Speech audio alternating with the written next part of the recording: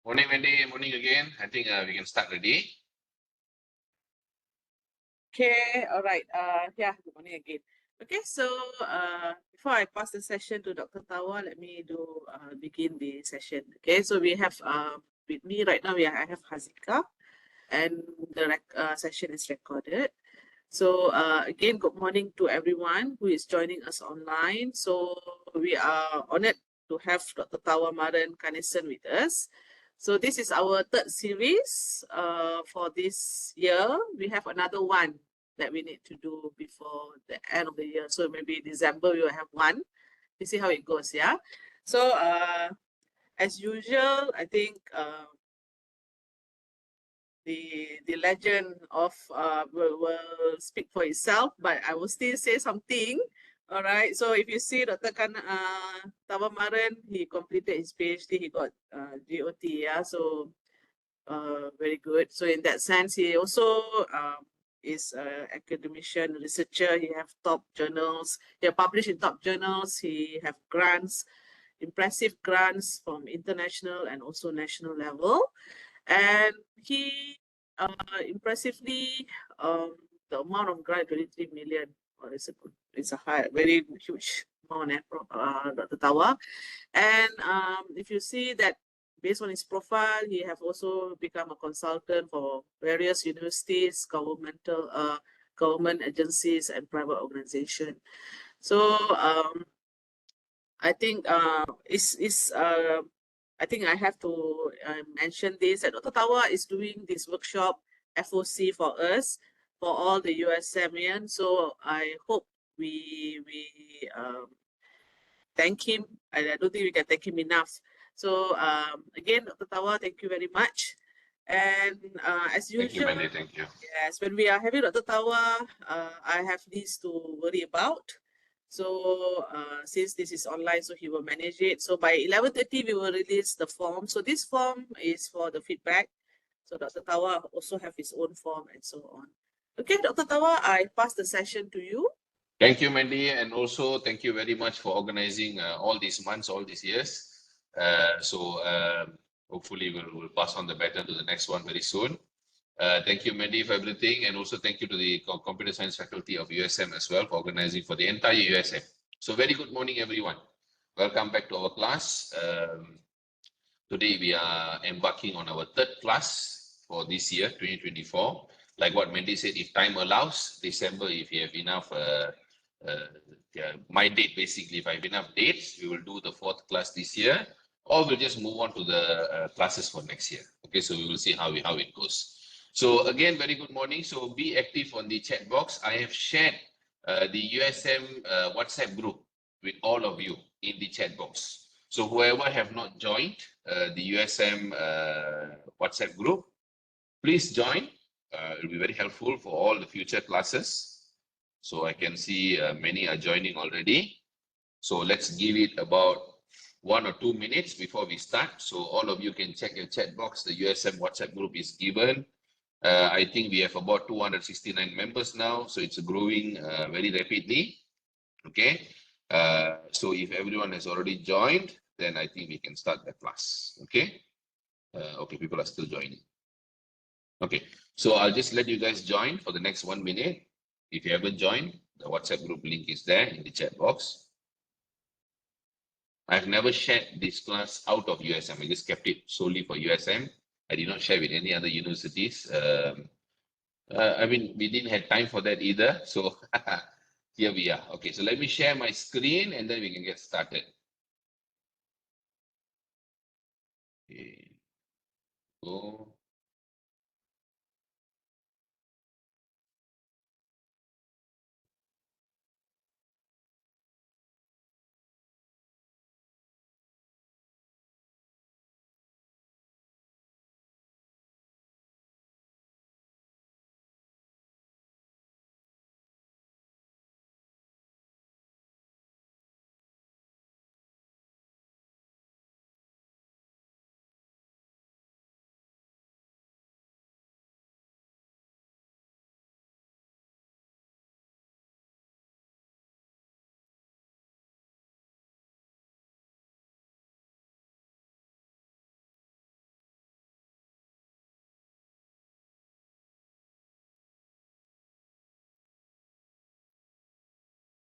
Dr. Tawa?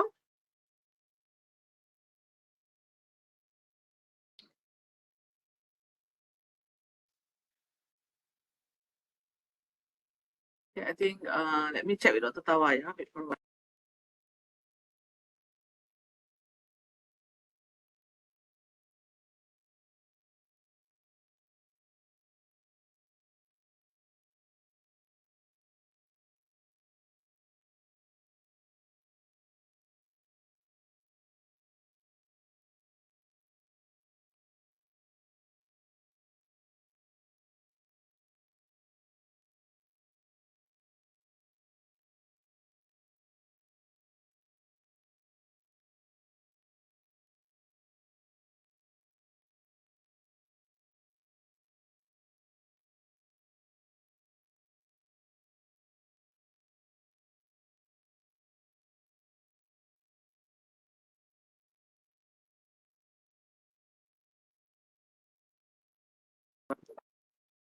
Okay, everyone.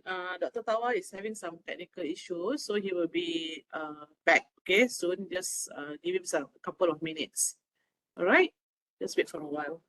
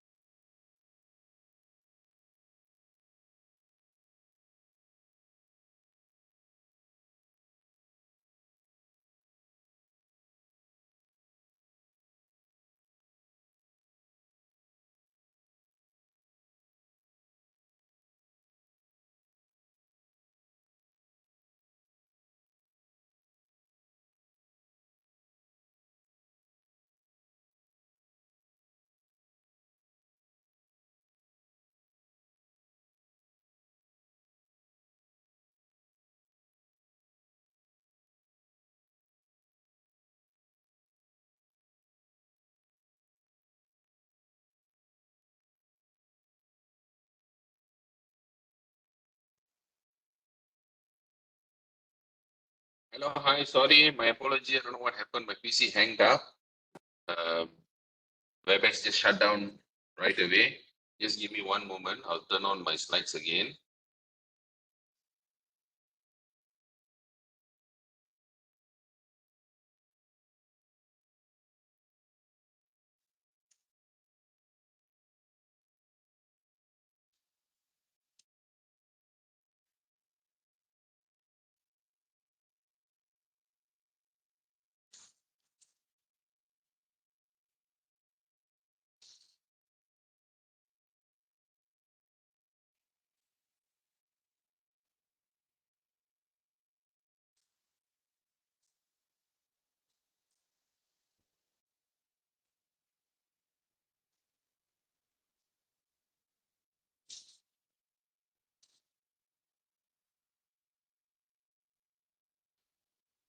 Okay, that's better.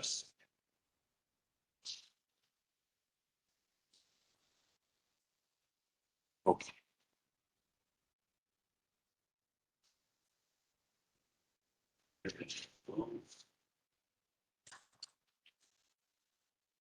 Okay, fantastic. Nothing hang, nothing exploded, so all good. Okay, so let me just open the chat box as well. Just give me one moment here. Chat.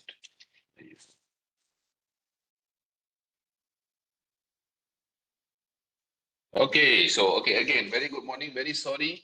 My apology. We are late by about 10 to 15 minutes. Can you all hear me clearly? See my video clearly and see my slides clearly? Please let me know in the chat box very quickly. Yes, clear. Okay, fantastic. So today we're going to look into chapter 1 development solely. For the first time, we're going to run through the entire chapter 1. So please give your complete focus today. It will be really, really useful. I can promise that to you. We also will jump into AI on how to actually use it and not actually use it. So I'm going to tell you the reality of AI versus people who are selling it very heavily because they're making money out of it, teaching classes, workshops, and so on. I mean, it's their talent, but not telling the reality at the back end of AI. I mean, we got a lot of computer science students today. I think we got many experts who can agree with me. So that's why we're going to jump in today. Okay. So skipping this also just to save time. So for those who want to watch all my free classes, you can go to my Facebook page. I'm going to skip this today. Later, if you guys are interested, towards the end of the class, you can ask me if you want to know how to go and watch all my classes. I will tell you how. But this is important templates because today we'll be exploring 3 different templates, which are very, very crucial for chapter 1. I got like tons and tons of free templates, okay, free templates in my Telegram group. So I'm opening my Telegram right now. Just opening. Okay, there you go. Okay. All right. So this is our Telegram group, and this is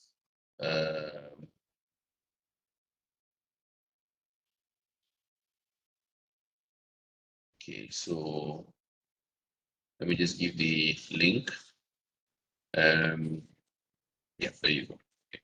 So that is the link that will take you to all my resources, Linktree. So if you click that and open it up, you'll basically end up there. Okay, right there.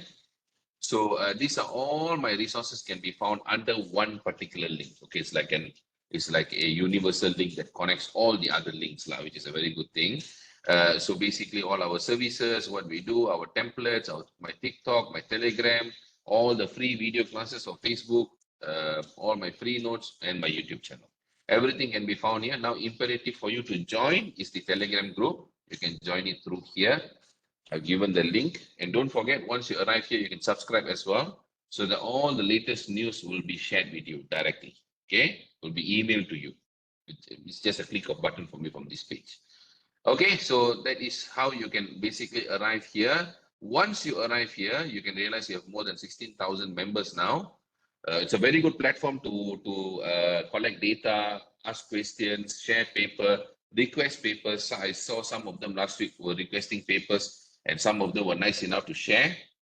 Okay, which is very fantastic. So you can do it here, and then in terms of template, you can download all from here. Okay, all the templates can be found here. Templates for USM. Okay. Some of you might be thinking why I have AI, why I need all these templates. These templates are the resemblance of successful theses that we have coached and consulted over the years. Very, very successful theses. Okay. And it will give you the exact structure, how to write a problem statement, introduction, background, and so on. Okay. It would not hallucinate. It won't basically recycle information and paraphrase. It would. It will teach you exactly how you should structure your writing. Okay, so that's the beauty of these templates. Each and individual templates of specific complicated areas of a thesis. Okay, so I'll leave that to you guys to download. So now let's start. We're going to go through all the segments today.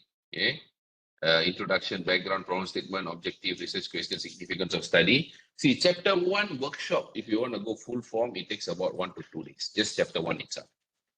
Because chapter 1 is like the most important chapter. Everyone says it's literature review. If you ask me, it's always chapter 1. Because chapter 1 is like the opening for all the other chapters. Basically, your examiners will know what you're going to do through your chapter 1. So if your chapter 1 is not clear, you can write the chapter 2 literature review for 200 pages if you like, right? But there won't be any point, okay? Because people won't even understand what you're trying to do. So this is chapter 1 is very, very crucial. And Andrew, would you give these documents? The templates, everything will give slides, not really. Slides, once I finish the class, the whole segment only, I will share the slides, okay? Okay, so now coming to thesis DNA. Okay, this is what we call thesis DNA. Eh? Why do I come down to this? This is to show the importance of chapter 1. This is what will derive. If you understand how DNA works, DNA is something in your body that won't change. Okay, it cannot be altered. I don't know whether it can be altered or not. If it altered, I don't know what will be the extravagant effect to yourself. I don't want to go there, but DNA generally shouldn't alter. Okay, so same goes to thesis. The entire DNA, if you see, lies mostly in chapter 1. This is what will define your journey, okay, which in return or in effectively will impact your theory, your solution, your hypothesis, your literature review, your boundary conditions of your literature review, and obviously operational definitions. Okay, so if you see this, whenever you go for a defense, a viva, or even a supervisor meeting, you already written chapter 1 to 3, even chapter 1 to 5 also during your viva. If someone tells you, you know what, go back and change your problem statement, RO and RQ, that means you're doomed. Okay, you are kind of in a massive trouble. That's what I can tell you. Because the moment you start changing this, you can see it will start impacting everything above, everything under, everything sideways, and the other side as well. Everything will is connected end of the day to these two elements. That's why, if possible, at any given course, during your defense, during your viva, defend as much as you can on your problem statement RORQ. Don't change these figures. If you change these things, you will be changing everything else. There will be a detrimental, significant, negative chain reaction. Okay, negative chain reaction. So that's what we want to avoid at all costs, right?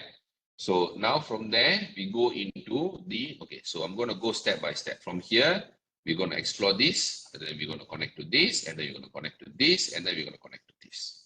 All right, that's the goal today. Okay, so introduction, we go straight to the topic. Introduction, I've already created a template, makes everyone's life easier, right? Some of the information here, you can derive it from AI if you want to. There's nothing, I don't see, I won't say nothing wrong with that. I won't say it's wrong. Okay, I don't think we're in a position to say what is wrong and what is right. I think the guideline will be coming out. I think probably USM came out already guideline, how you should use it and how you should not use it. If you're not sure, you can check out UTM guideline. UTM has already come up with guideline. UMP also, I think, came up with guideline already on how you should use the AI and how you shouldn't use, how you will get penalized. So you need to check that, you need to know where your boundary stops. But for me, guideline is one thing. You need to follow the rules, definitely. You cannot go without rules. Yeah, otherwise you'll be living in cowboy era. But having said that, I am more concerned of the technology itself. Okay, I'm not really concerned about the ethics part of it because I know you guys won't be faking it, definitely. Okay, I know most of you practice very good ethics, especially this is PhD. So, but having said that, the structure is what I'm going to teach you today. Okay, so chapter 1 introduction, 5 steps for proposal thesis publication. This is template number 14 that I've created. I created this template, if I'm not mistaken, somewhere end of last year or this year, if I'm not mistaken, for this particular class. Okay, I started building up templates. Okay, this is coming from a environmental management thesis, okay, which we coached and consulted back in 2019. Student passed Viva with almost no correction. I think probably like very, very minor typographical errors and so on. The content itself was rock solid. That's why I took it as a very, very good sample to share. Okay, we need to celebrate good thesis and we need to learn from the best. So that's why this template, we use that as an example. And I already given you step by step how you should write your introduction. Okay. Now, before going into introduction, let me teach you how the waterfall effect works. Okay. We call it fountain effect, waterfall effect, doesn't really matter. Okay. So we have that, something like that, an opening, and then we have a funnel flowing in like that. Okay. Then we have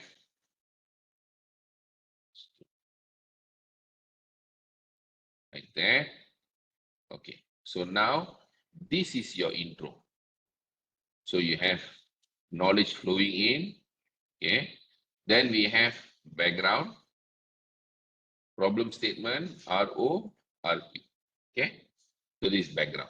Now, introduction, like you see, it's a funnel. It opens up very broad and gradually narrows down. And then your background will kick in. So you can see your background in terms of information will have some overlapping with your introduction. You cannot avoid that. It is naturally how it's been designed. There will be certain amount of overlapping. Overlapping means you cannot copy and paste the exact thing, but there will be certain information exchange between two sections, which is unavoidable because it's like a flow of water that will touch everywhere. That's why I say chapter 1 is very, very crucial. And some of you always complain here. How many of you always have problem with the problem statement?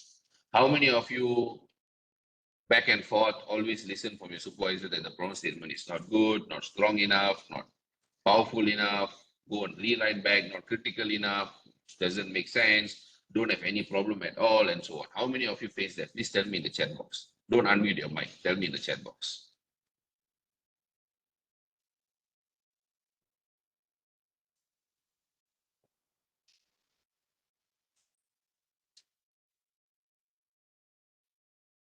Okay? Don't be shy. This is if you don't have a problem with problem statement, then something is wrong. It already came to that level. So if something is, that means either your writing is really, really fantastic, or maybe it's not checked properly. So who is having that problem? Let me know in the chat box.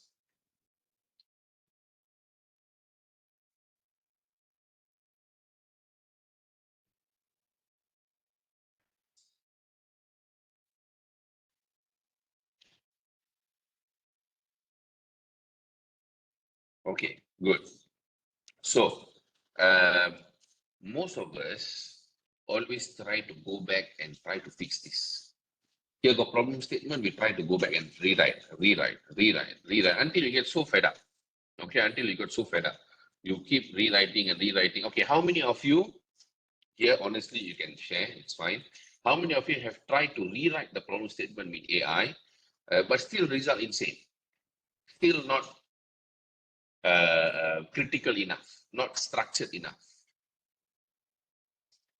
How many of you have tried and it doesn't really work? Because I'm going to explain why. What is the actual problem?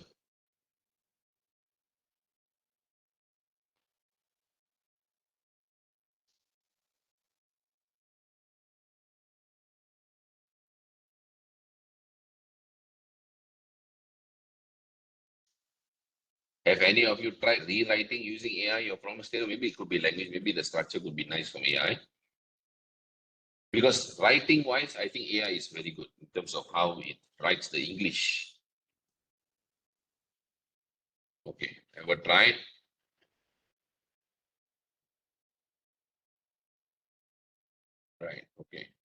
So Aina have tried using AI, also not good. Yes, that's right, Aurang. That's the problem. AI does not understand the context or idea in our mind. Very true. I understand. That is a major problem. That one is that is called hallucination lah. What Adavia shared is basically hallucination. Okay, so now I'm trying to get to the core of the problem. So we tried writing on our own. Problem statement not working very well. Keep getting bouncing back and so on. You saw the importance of problem statement from the thesis DNA itself. Okay, it's not about being punished, and the problem is hallucination. Okay, got tried but worsened. Yes, because it's a okay, let me put it this way: AI is very good for bachelor's and diploma and below that. Okay, not really very good when it comes to new idea, new research, new creativity. Okay, because bachelor's, diploma, and so on, they are not creating anything new. Okay, they're just reusing existing knowledge and just touch up with the assignment and move on. That I don't want to go into that segment, but I think it is still okay. But when it comes to masters and PhD, this is where people are telling the truth. This is where people who are promoting, use ChatGPT, use AI, like what you guys are all sharing. No valid references. It doesn't understand the context, because without understanding the context, it cannot be creative. That's the problem.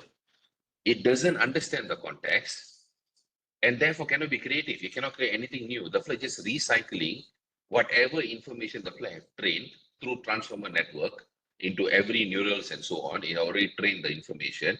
It's just reusing those information, patching up bits and pieces of the information and try to paraphrase and release the information to you guys. Whether it's true or not, it doesn't matter, because everything is measured information statistically.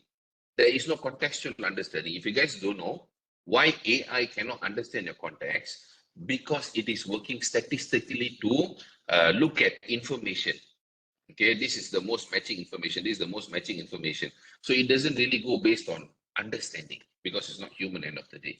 So this is something that masters and PhD students and researchers should understand, which it's being clouded with all this messy woo-ha all the time. Okay, so stop wasting your time there. Okay. Yes, that's right one. So stop wasting your time there. You need to understand, because you guys are now literally, whoever using AI, are going there and wasting your time and using it for the wrong purpose. AI is very good, but you guys are using it for the wrong purpose. You guys are using it for something that is not meant to be. It is never meant to be creative. Okay, it never meant to be understanding your context and giving you new idea. It never meant to be that. But we are trying our best to push it to that, and it cannot do, it fails. And then we tell that AI is very bad. Actually, that's not the case. AI is very good, but we're using it for a wrong purpose, right? And many people are advocating it to use it, and we all end up at the same ground square lah. So now that's why we came up with this. Now, the problem with the problem statement, coming back to the context today, the problem with the problem statement is not just your problem statement alone, it's the entire story. From your introduction, right down to your background, and then going down to your problem statement, it should mellow down like jelly. Jelly, right? It should just flow like fountain. When it doesn't flow, your introduction, background doesn't flow, doesn't carry that story very well, then problem statement, no matter how much you rewrite, it's just going to be obsolete. It's going to be waste of time. Absolute waste of time. Okay? Because people cannot understand what you're trying to do here. What is your background story? What's the point of you talking about the hero and the villain here? Talking in terms of your a film that you watch. Okay, let's say you're watching a film. If the opening story is not good, if the entire narration is not very good, opening of the story, the scene, why this whole thing is happening, what's the point? I immediately show you the hero. You'll be like, yeah, you have a superstar there. So what? I don't even understand the story. This is the story that leads to the problem.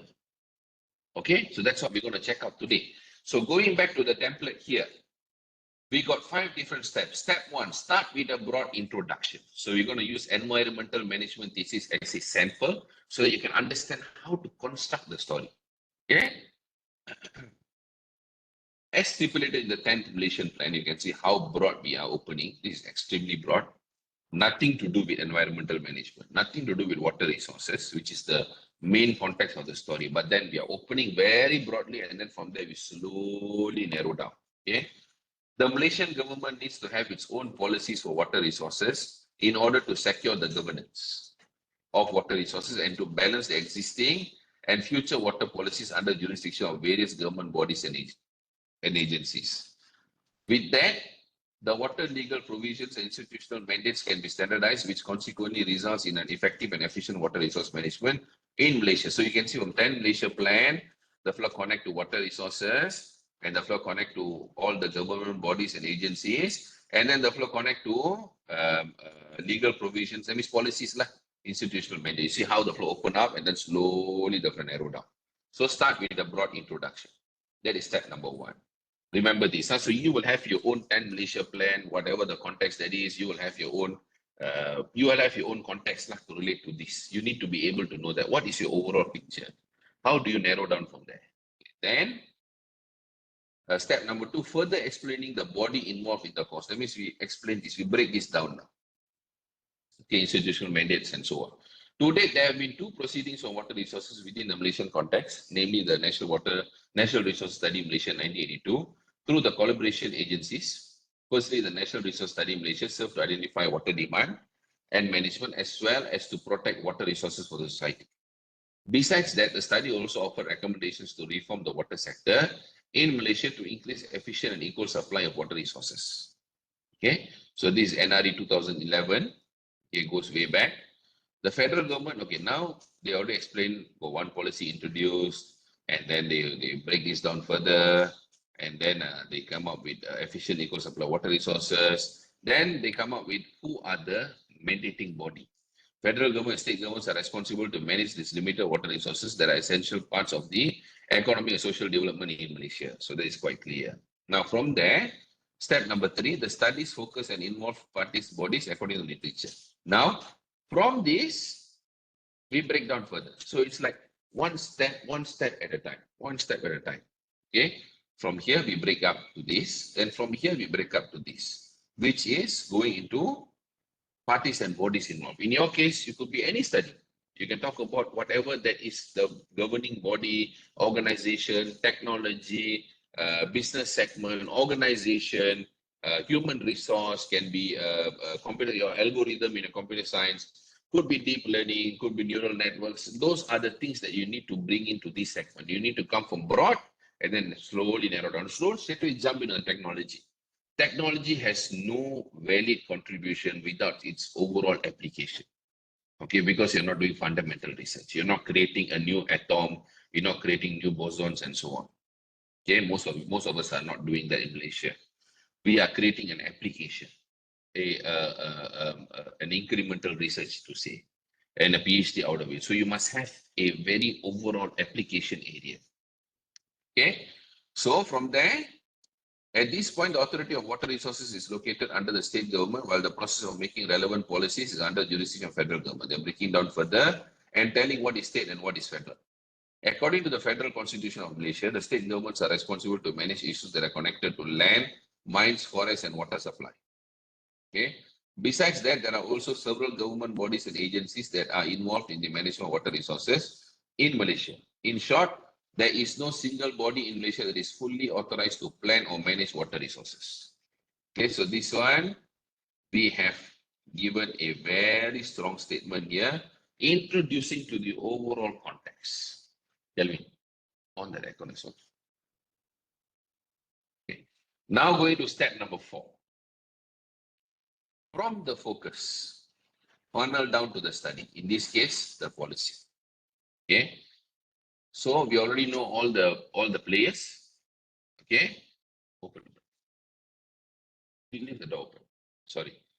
Okay, from the focus, funnel down to the study. In this case, the policy. So Malaysia in the 21st century must make effort to control and manage water resources, given its significance as one of the most valuable natural elements. It is essential to critically consider the establishment and management of water conditions, especially through the coalition between federal and state governments. Addressing that, National Water Resources Policy, now we come into policy, was established based on the coalition focuses on water-related issues.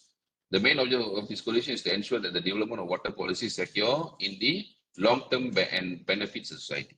So you can see, if I draw a diagram, I can simply draw 10th Malaysian plan. From there, I break down into, from there I break down into NWRP.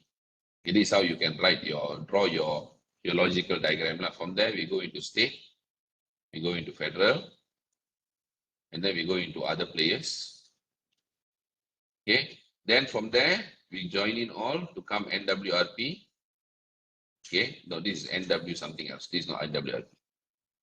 National Water Resources something. This one. This is NWRP here. From here, where it goes. So that's how the introduction is flowing. Okay. Okay. Then step number 5. Summarize all of the above. Okay. That is a summary diagram I can give from introduction. And that is the explanation. Not exactly this. Accordingly, the establishment of NWRP is considered on the right track to secure and sustain water resources, which is this.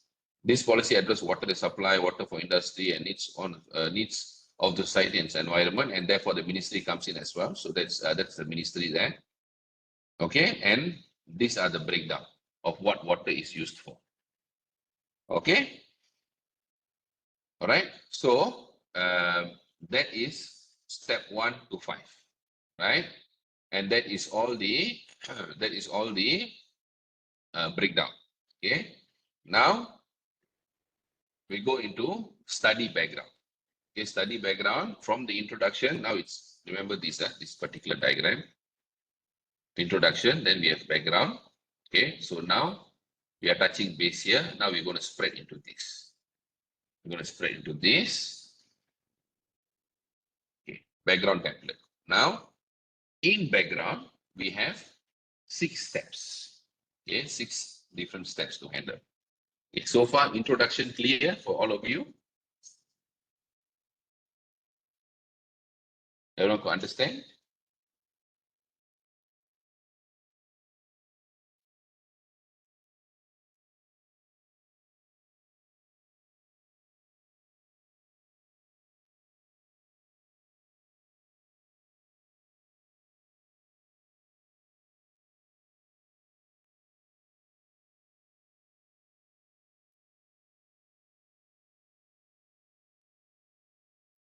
Okay, fantastic. So now going into background.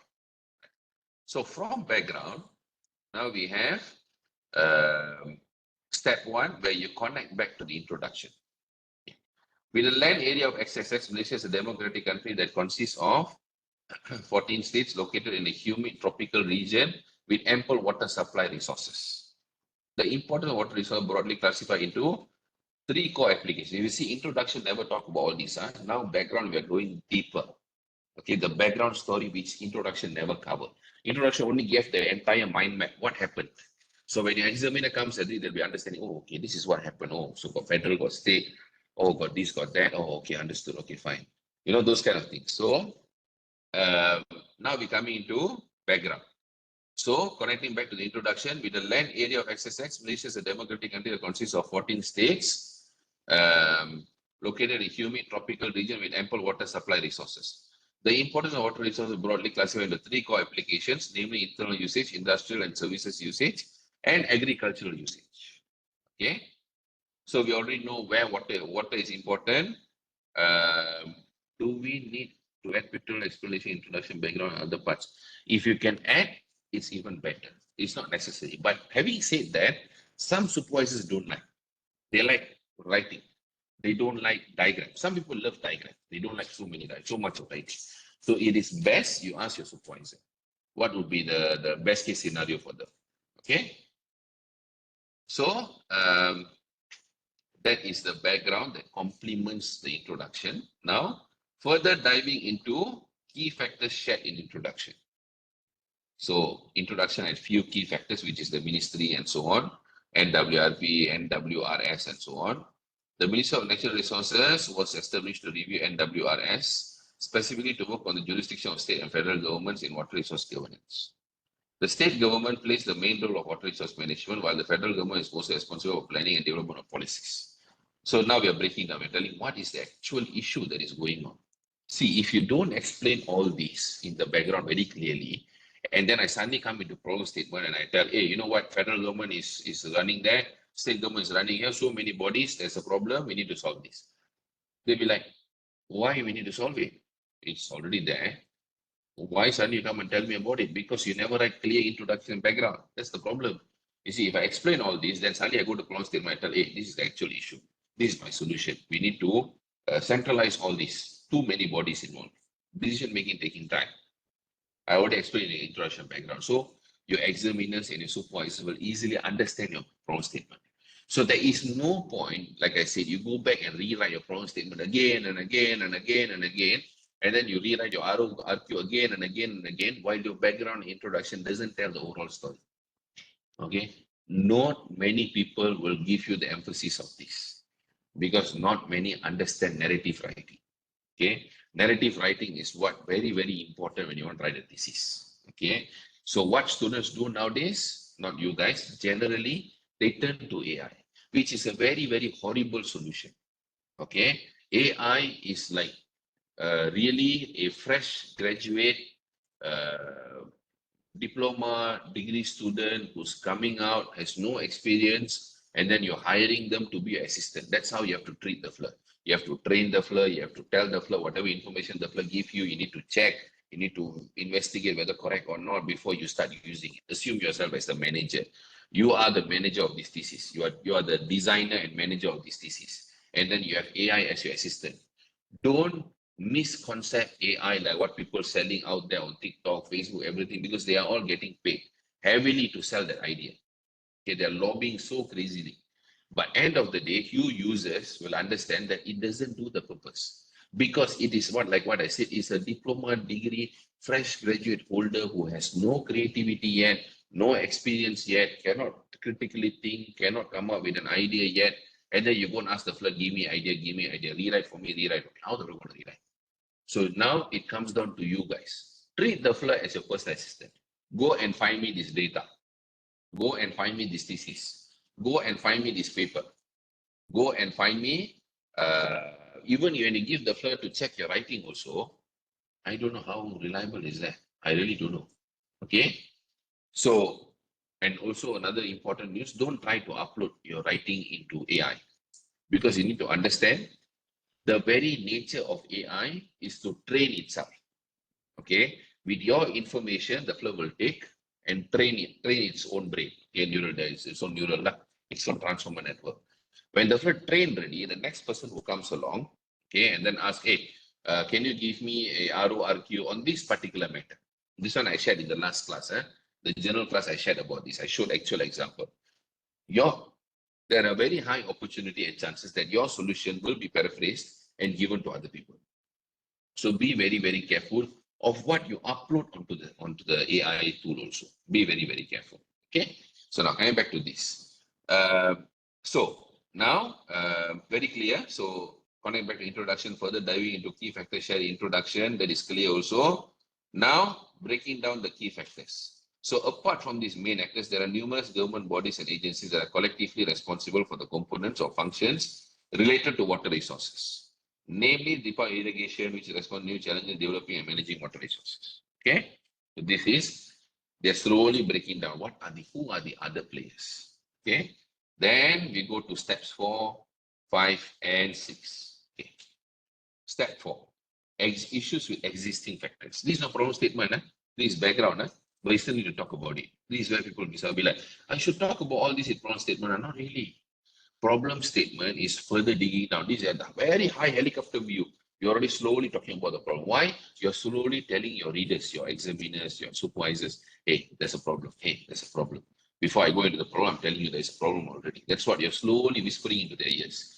That's what this remaining 3 steps is about before you go into your problem statement. So, step number 4, issues with existing factors. According to existing acts and guidelines of water resource management in Malaysia, certain state governments possess more regulations and some even overlap with one another on several occasions. Step number 5, connecting existing solution to currently available solution.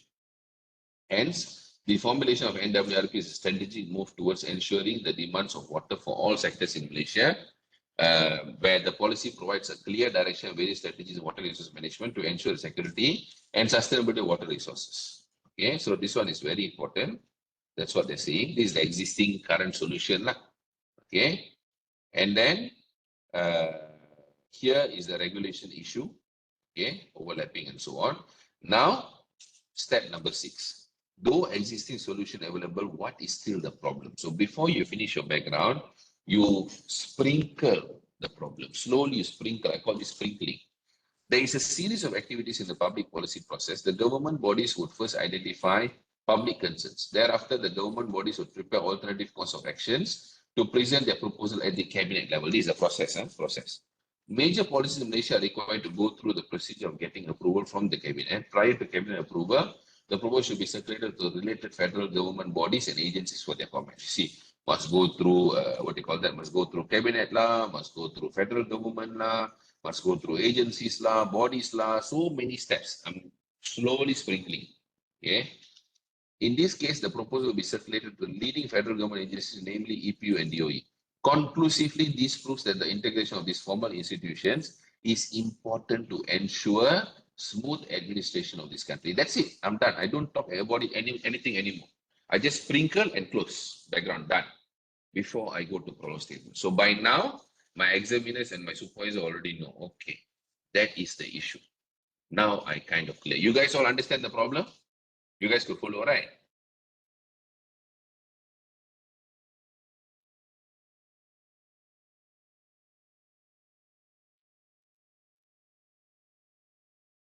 Do you have this in your introduction and background? Before even reading the problem statement, you already understand what is the problem. So that makes your life superbly easy. Okay? Do you have such narration, such storytelling in your introduction and background or not?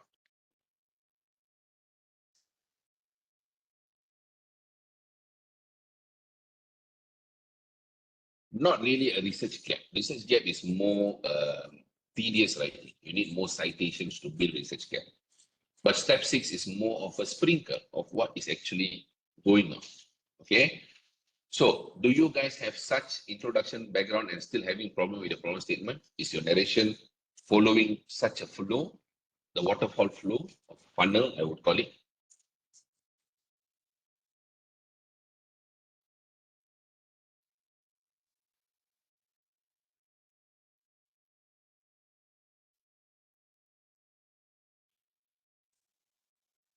The long silence, I would take it that you guys are not sure, or maybe it's a yes, maybe it's a no. Okay, either way, you guys know now the narration. Okay. May I title of this project? This is I cannot forget. I cannot remember the full title, but it's water policy, water resources policy related stuff. Okay. Yeah, got flow but not well narrated. Yeah. So as long as you guys have that waterfall flow, how it's going, and then the background already have a touch up, then the problem statement, yes, it might not be perfect yet, but people will be able to understand what you're trying to do. Okay. So the problem statement will be much easier for people to understand. How about the length of a sentence in these steps to explain a point? That doesn't matter.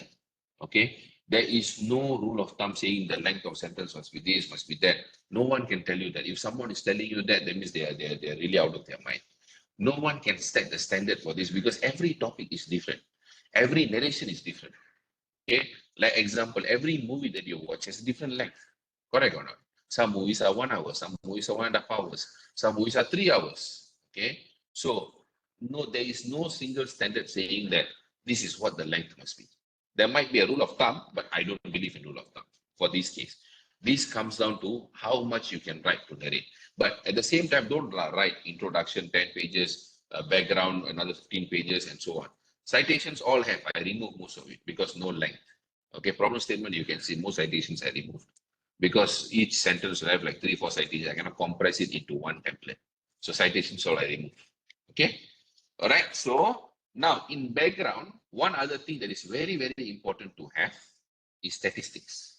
Okay. Very, very important to have. And statistics should come from very, very credible websites. Don't take it from Wikipedia. Never. Wikipedia, YouTube. Once I had an argument with a student in the class why I cannot cite from YouTube. YouTube is not peer reviewed. Okay, Wikipedia is not peer reviewed. They just cite, but it's not peer reviewed. What is the meaning of peer reviewed? That means whatever you write, had been checked, verified, reviewed by a peer who could be anywhere in the world in a very unbiased manner. That's why peer review, literature review, peer review publications are very, very important. Okay, so that's why Scopus Journal, Web of Science journals must be your main source of literature everywhere. Okay, or white papers from government bodies, very, very high, highly esteemed bodies that you can trust. Ministry of Statistics, very, very important. Okay, and this kind of websites which holds very high credibility and good governance that you can trust. Not everything is 100% true. Even papers, have a lot of lies in it. Okay, a lot of depiction and fiction in it. Yeah, many, many papers. Okay, but at least you as a person who read can trust the source. Okay, all right. So,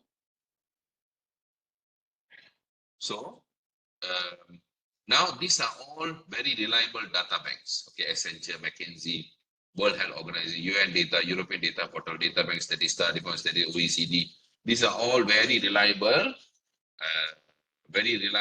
data banks. Okay. Now, apart from, by the way, you can download this template from my Telegram. It's there. Okay, all the links are given live. You can go and just click the PDF. You can click the link, go to the website and look for the data. Okay. Apart from that, you can use is ChatGPT. Okay, ChatGPT is compared to every AI out there. Okay, all AI have problems, including ChatGPT.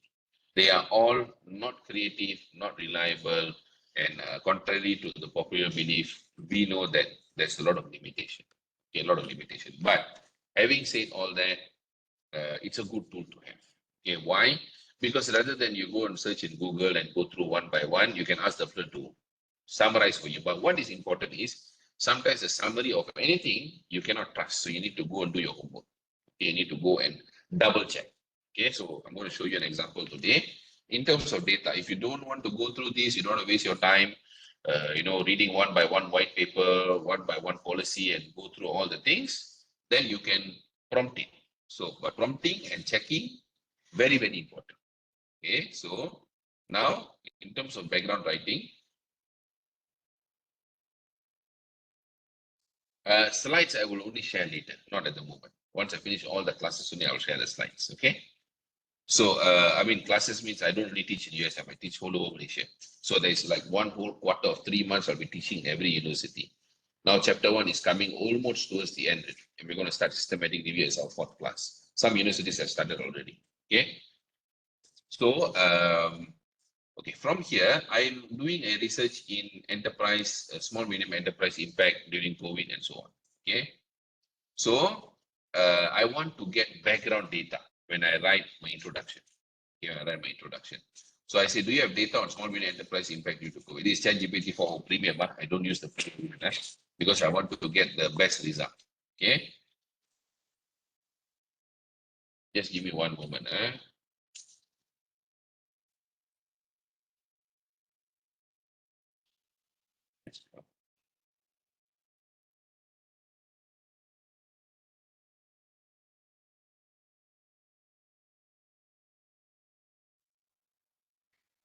Okay.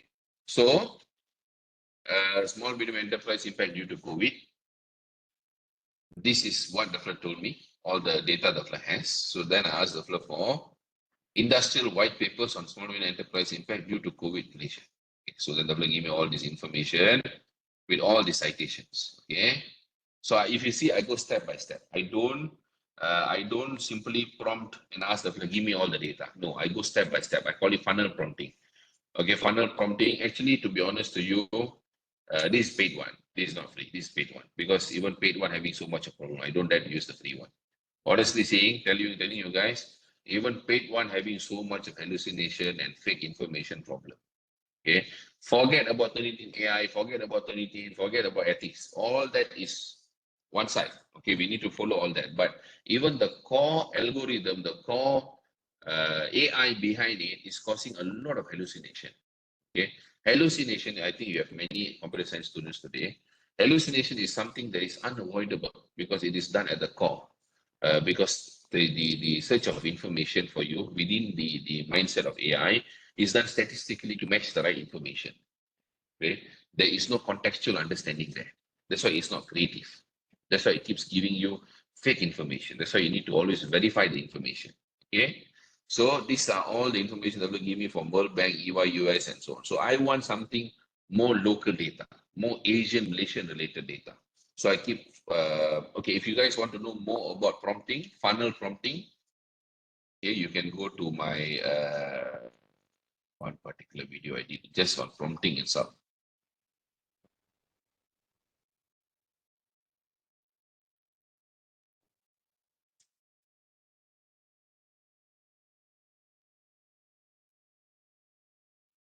Here you go. Okay, go and watch this. This would explain to you how funnel prompting is done. Okay, you can go check. Okay. Okay.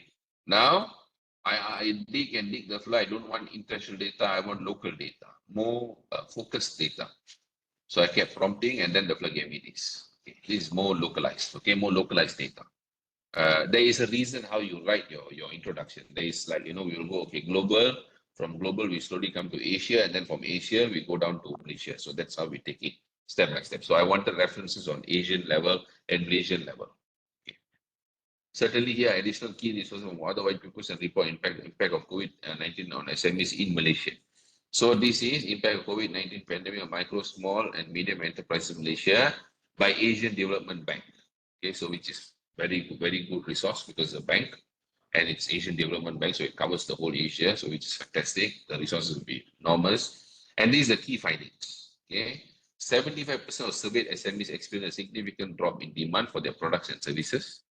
About 60% SMEs reported difficulties accessing financing during pandemic. So if you're going to write a topic on this has to be in your background. This percentage must be in your step, must be in your background to give a overall context. Okay, now I ask you guys, you have this information from the Asian Development Bank, and this is the topic. What do you guys do? Do you guys copy, paraphrase, and just use it? Number two, do you guys actually go and check whether this is a real information or not?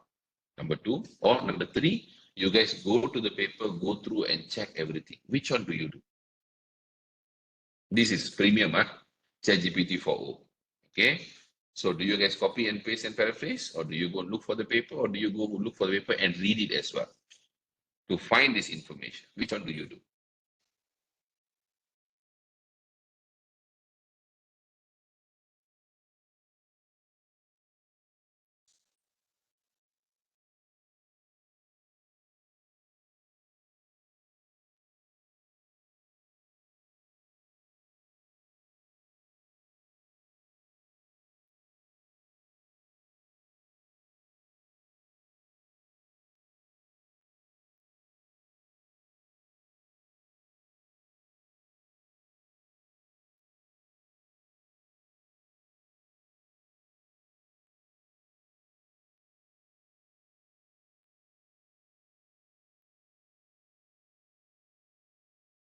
So the answers are look for the paper and read the double check in particular website. Okay, check and discuss.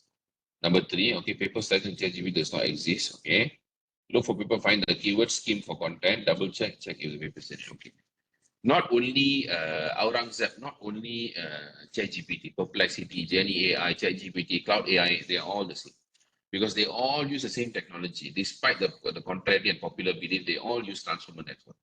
Transformer network has its own characteristic that you cannot change. These are the problems that all you guys mentioned, right? Those are the key problems with those AI tools. Okay. So from this, now we take this paper. You guys were all right. I'm glad that I don't see any statement saying that just copy, paste, and paraphrase. I'm very, very glad. Okay. Very matured students. Very, very good. Okay. Very good to see that. Okay. Asian Development Bank. So this is the topic, this is the paper, which is we can find, thankfully. So the paper is there, okay, which is good. Paper is there. Now, from this paper, if I were you, I would check for this information. Okay. You don't need to read the whole thing. Okay, you don't need to read the whole thing. You can just search very quickly. 75%, Control F, 75. Okay, you can see here, Control F, 75. Search for it. Okay, there you go. There is a statement on that.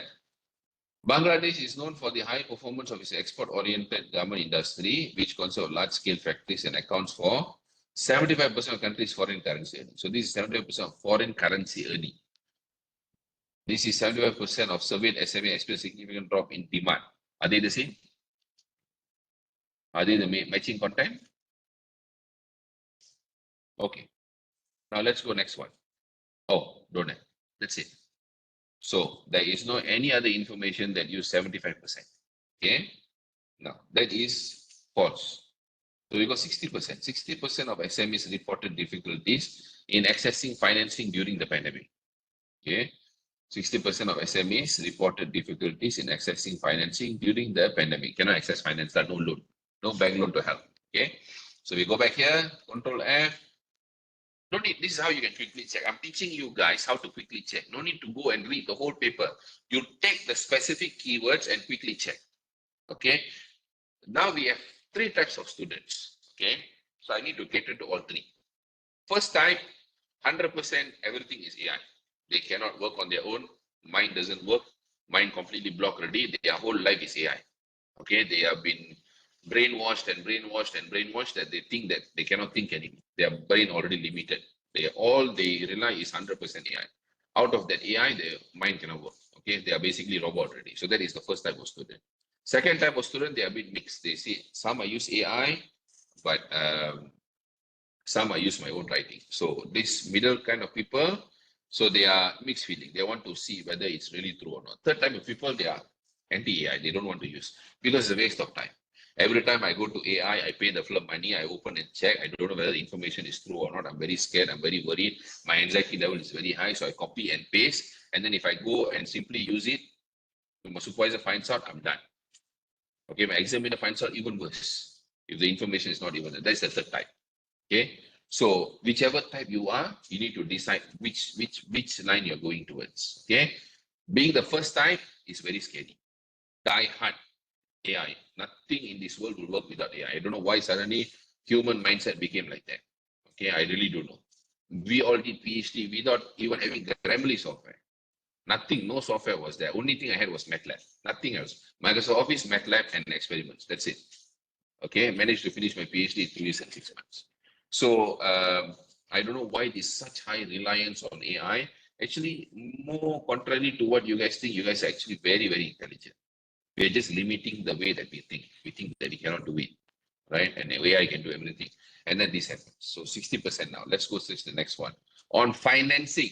Okay, financing. Okay, nearly 60% of the sample firms have adopted online sales and they account for 21% sales revenue. So definitely not financing related, it's sales related. Go next one. 60% was the number of permanent employees at the time of survey, less than 40% of that in December. This is permanent employees, not financing. Okay, let's go next one. Okay, to 60% decrease permanent employment, not related. 60% decrease in permanent employment, not related. Employment, not related. Employment, not related. Not related. Not related. Not functions explaining employment, audit logic, regression result for permanent employees. Also, 60% not related, not related. All this employment, also employment, not financing, and employment, and 60% for online sales services. So no. Okay. Both statements cannot be found. Okay. Yet, why is it giving those information? Okay. If you go and survey properly, you might find this statement in some other sources. This statement might be coming from some other sources. Okay. This statement might be coming from some other sources that the flood train. Then this one is actually coming from this. Okay, coming from this paper. This one is coming from this paper. But this segment is coming from entirely different segment. Okay, why? That is how it works. That's how transformer network works. The flow got scattered information everywhere. When the flow go in, the flow only look at statistically matching information. The flow say, this paper talks about SME. Okay. Then this information talks about SME. Then these numbers are mentioned in this, okay, the floor one number. So I take these numbers. This one looks like a matching one. I take this. This is the reference that I can give. So I patch up everything. Statistically, for me, these one are all related. Okay, that's how neural works. Huh? Statistically, these are all related. When the friend learn, okay, now take and go. So what we see, we look at this, we read very convincing. And then we go and read, none of it are there. I'm not telling all the information here are not there. But I would say about 70 to 80% what would be there. Okay, won't be there. Because when you ask for creative information, latest, very complicated information, the flow will have trouble putting it together. Okay, and this is $100 billion investment, ChatGPT 4.0. Okay, Dr. If I write a concept paper, picking lines from a paper in my own words using the keywords related to a specific topic, and if I check in AI detection software, it's still flagged as AI detected. What to do about this issue? Point picking lines from a paper in my own words using the keywords related to a specific topic, then if I check it in AI detection software, that can be false negative, sorry, false positive. But did you use Grammarly along the way? Grammarly AI, Grammarly, did you just use Grammarly anywhere or Quillbot anywhere? Okay, so that is background for you. So now some of you might be thinking, then why are we even looking at this? Why, when the information all false? Like I said, some of it are true, some of it are false. Okay, some of it true, some of it false. So you need to go and do your investigation. Now comes down to three category of students. Category one, die-hard AI. Category two, in the middle. Okay, not conservative, not liberal. Okay, in the middle. And then we have very conservative. Okay, so we got very liberal, we got in the middle, and then we got very conservative. Okay, conservative ni memang they say I don't want to use AI because it's not getting me anywhere. It's just wasting my time. Middle ni they know, okay, I get this information, I can filter, I can throw some, I use some, and I have my own mindset, I can think and go. So this is liberal. This is not liberal, this is in the middle. Okay, middle thinking. Then we have liberal who say die hard, everything is AI. I don't care. I just copy and paste. My mind doesn't work beyond that. My brain all blocked already. So which kind of category you are? Based on that, you decide and use. I've already taught you how to prompt. I've given you the video already. Prompting was I teach already. I've already shown you ChatGPT Premium. This is like the most invested AI out there right now.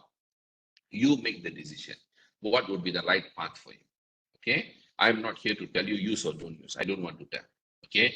I am getting anywhere from 5 to 10,000 ringgit per video if I want to do it. Okay, Jenny AI is willing to pay me, Sci-Hub willing to pay me, Sci-Space willing to pay me, many proposals I receive because of my followers. I got more than 300,000 followers across multiple platforms, okay? But I don't do, okay? Because I don't want to falsely sell it to students and destroy their life, okay? Why is he screaming? Okay, so that's the opinion. Same. Jenny AI uses cloud AI Jenny AI uses cloud AI backend and ChatGPT. Open AI, cloud AI, both they use. Both those have the same problem. They are all having the same issue. Okay, so now that is clear. Now, before we go into problem statement, let's take 5 minutes break. Give you all a bit of break so you can absorb. And then we're going to go into a very interesting problem statement template. Okay, this is a groundbreaking template. Okay, all right. So let's take 5 minutes and come back.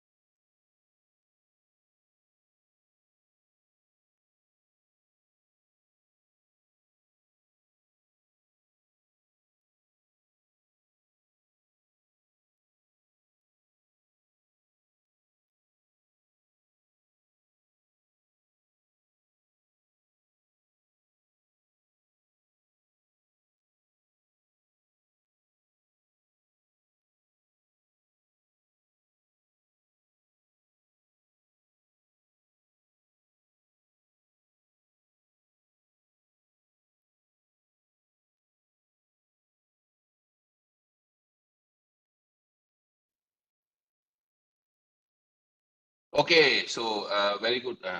Very good morning again. So I think we continue now to finish and blast off the remaining class.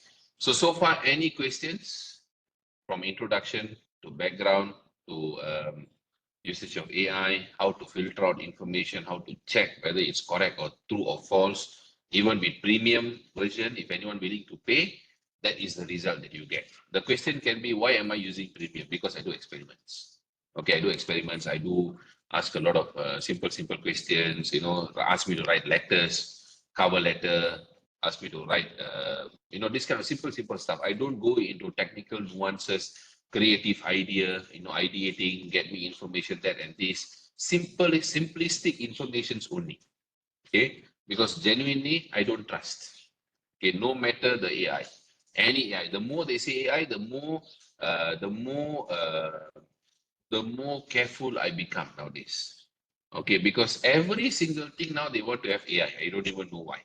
Okay, so anyway, that is the world that we are living in now. We cannot deny it.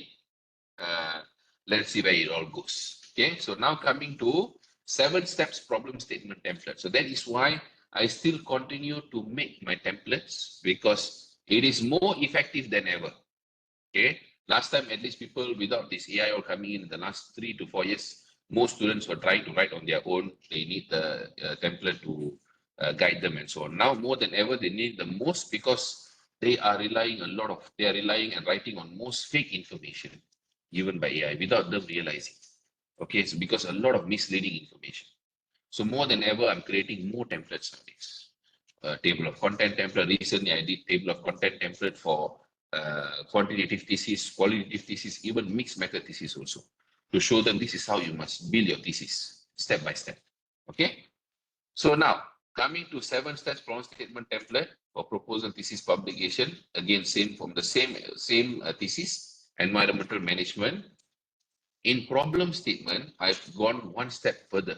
I have broken down paragraph by paragraph how you should structure your paragraph even. Okay. The feedback for this template so far is massively well received by supervisors. Okay, by supervisors. They actually kind of love it. That's why I keep promoting the template so that it will help a wider, larger audience. Okay. So step number 1, reintroduce why you're doing the research. So this is where you reconnect figuratively with your background. Okay. So as part of basic human needs, water is the most valuable asset for society and nation. It is a global challenge to properly manage water resources. Step number 2, why is it important to investigate the topic? Sell the issue. Okay, sell the issue. The efficiency in administrating water resources and water supply is one of the perpetual problems. Okay, this is the main issue lah. Okay, administrating. The Malaysian government is aware of the significance of water resources for the sustainability of society. Given the significance of water resources, it is important to ensure that the right actions are taken to manage water resources. Because most examiners will ask you, supervisors, why you're doing this study? Why do you need to even do this already existing policy? For what? This is where you need to, this is where you need to sell the issue. You see here? Sell the issue. You need to market your problem heavily. You need to sell the issue. Okay? So this is where a lot of people will miss out.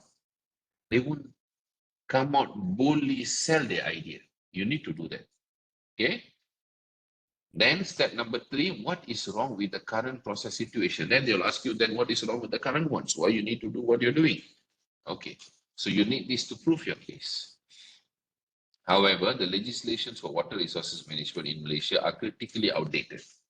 Furthermore, the job scope and responsibilities of government bodies and agencies in water resource management appear to be overlapping. For the first time, we are mentioning this word, overlapping. If you realize introduction and background, we never mentioned this word. This critically affects the effectiveness and efficiency of the government bodies in executing their authority, which reaffirms the need for coalition to ensure the effectiveness and efficiency of the government services in addressing water-related matters. So that is what is wrong with the current process or situation or literature. Step number 4, see this is paragraph 1, all of this. This is paragraph 2. You can see here, paragraph 2. Step number 4, first regard to potential solution. Improved policy of water resources are regarded as the key to address various problems of water resources. Step number 5, minor literature review on existing solutions. The existing policy of water resources serve to guarantee the process of planning and developing water resource management at each level within the government structure. Back in 2005, the Malaysian government promoted the coalition among various government bodies and agencies in the federal government and state governments, which was part of the government's concerted effort to address the ongoing problems of the water sector.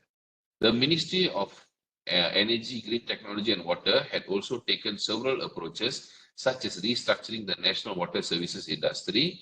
Hence, NWS and SPAN were established. However, both frameworks only focus on the water supply and water services. Whatever existing here, done by the government, only focused on water supply and water services. NWRP was subsequently introduced April 2010 as a new institutional arrangement to manage sustained water resources in Malaysia. Okay, that is the literature review of existing solution. Now we go to paragraph number 3, step number 6. From literature review, critically review the exact limitation. As a result, the urgency of developing NWRP to manage the water resources through good coalition among actors was highlighted in the 10th Malaysian Plan. The review of past studies based in Malaysia also revealed major gaps in water research, where most studies focus on specific water issues, namely water pollution, security, tariff, and water conservation. Okay. The discussion on the coalition and interaction among actors in water resource management and formation of policies of water resource policy have been critically overlooked. Okay, so this is where the major critical limitation is. When they say you're not critical, this is how you will be normally critical. Okay, from there, we go to paragraph number 4, step number 7, solutions and underlying techniques. Henceforth, let me move this. Henceforth, when the issue related to water resource management arises, the specific groups of actors' interactions with one another and how they work with the government explains the overall political chain. In particular, the triangulation technique was employed. This is you giving a solution underlying techniques. You're already telling how you're going to solve this problem. Okay. In particular, the triangle technique was employed for the present study to explore the state of coalition among the relevant actors from the federal government and state governments in Malaysia, specifically for the formulation of NWRP in terms of the need and urgency of the coalition. With that, the advocacy coalition framework was adopted in this study to prove the existence of coalition among actors over time. NWRP was postulated to reflect coalition among actors in water resource management, while the mobilization of resources and prior coalition experiences were postulated to reflect the relation. These are all basically explaining your solution only, what you're going to do. So this will change for every study. Everything actually will change for every study. But how you explain this segment will change entirely according to your study. Okay, so this is 4 paragraphs with 7 steps problem statement. Okay, so any questions so far?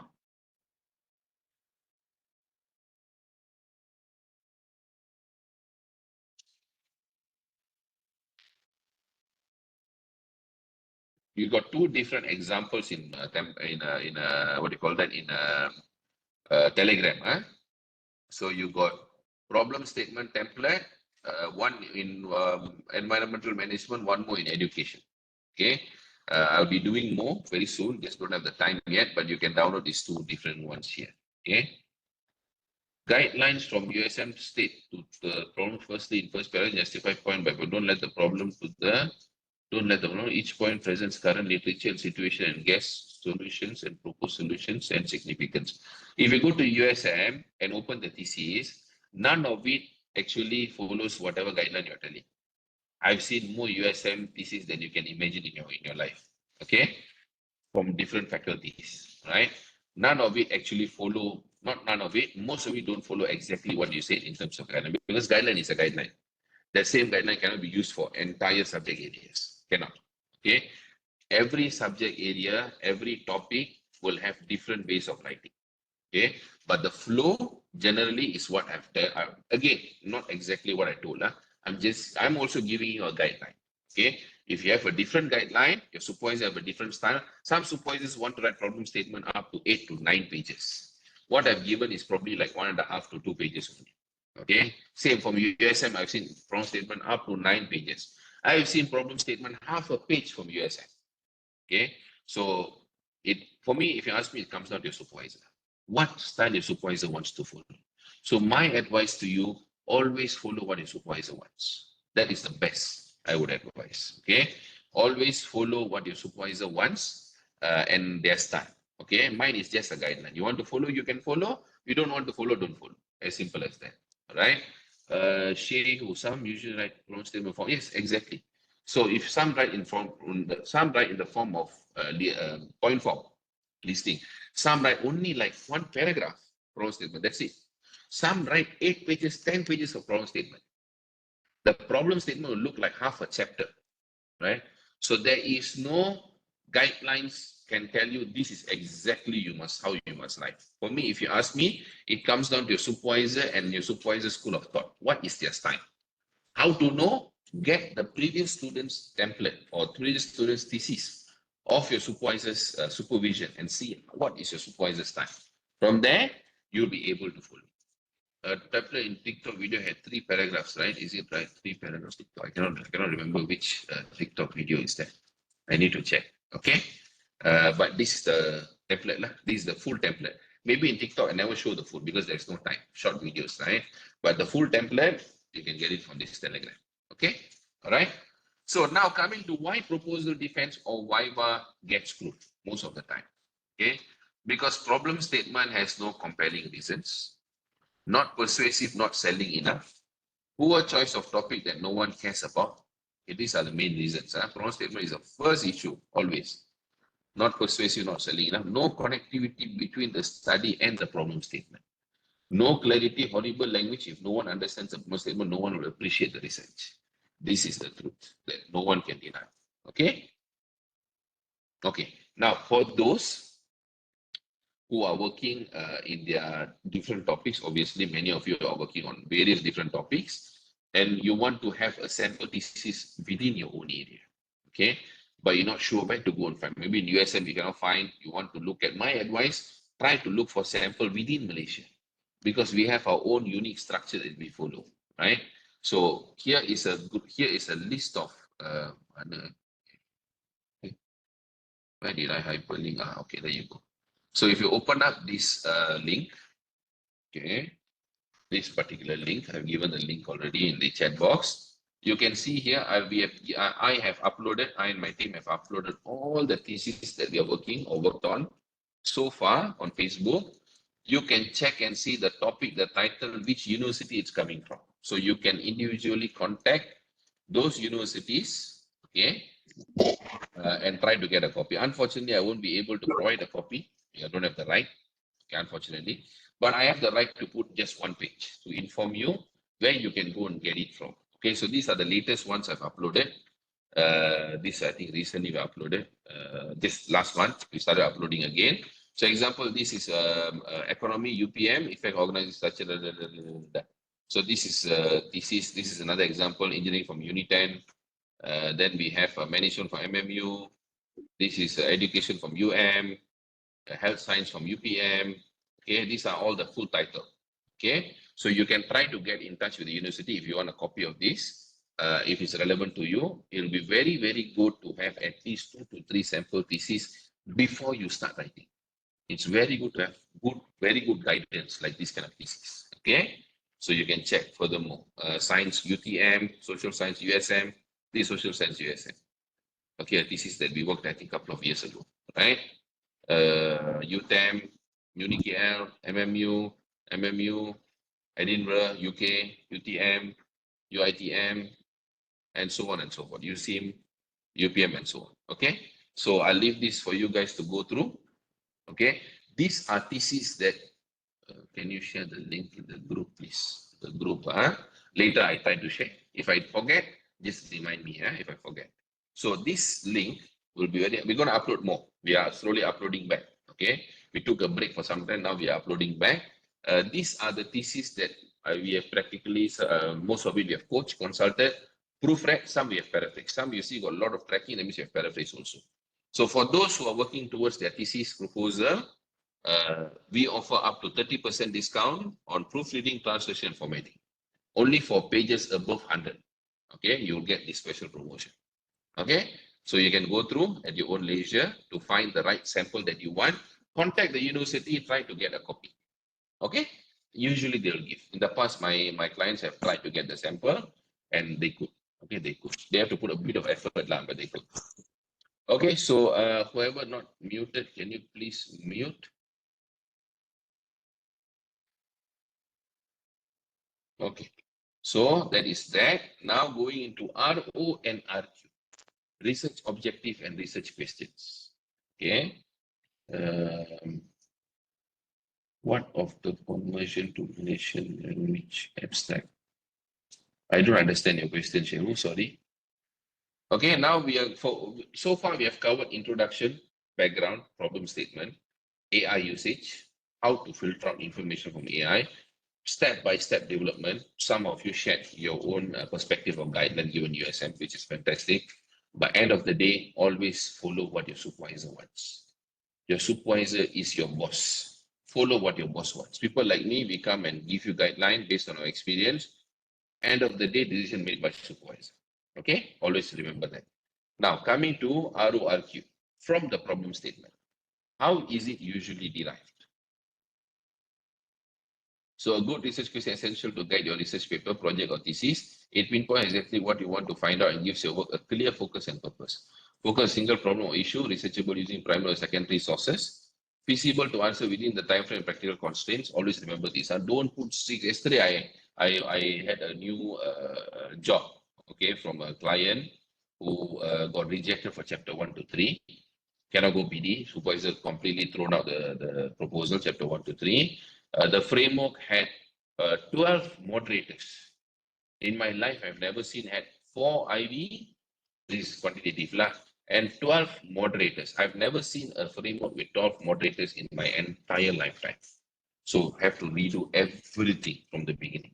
12 moderators for you to finish that, for you to design the instrument and to finish validation of the instrument and to collect data for that and finish your analysis will take more than 1 year, maybe 2 years. Okay, so do what is valid within the given 3 years. Don't try to be superhero. PhD time is not the time for you to be superhero. Do what you can and do, I mean, you must have a problem lah. Don't simply go and do something that doesn't have a problem. There must be a problem, but do a problem that is feasible enough to complete within 3 years. Whatever extra you want to do, whatever extravagant research, all the dreams you have, you want to do, nothing wrong with that. Do it after your PhD. Don't do it before. All right? Don't drag. I've seen students going up to 14 years doing PhD. Okay? At the 14th year, they came to me, almost giving up, want to drop everything already. I've seen students who went up to 8 years, came to me, wanted to coach, but don't have energy anymore. Dropped out, left the whole program. So don't drag too long. Dropping out is very, very high in terms of percentage. Okay? So let's go to good RORQ and how do you derive it from a framework, a given solution, input-output system. Okay? Input-output system can be quantitative in nature, can be an algorithm in nature, can be an application in nature, can be a system in nature, can be anything. But it is an input-output system. Okay, causal model, right? Most of the study we do in this world mostly are causal model except qualitative. Qualitative is not actually causal.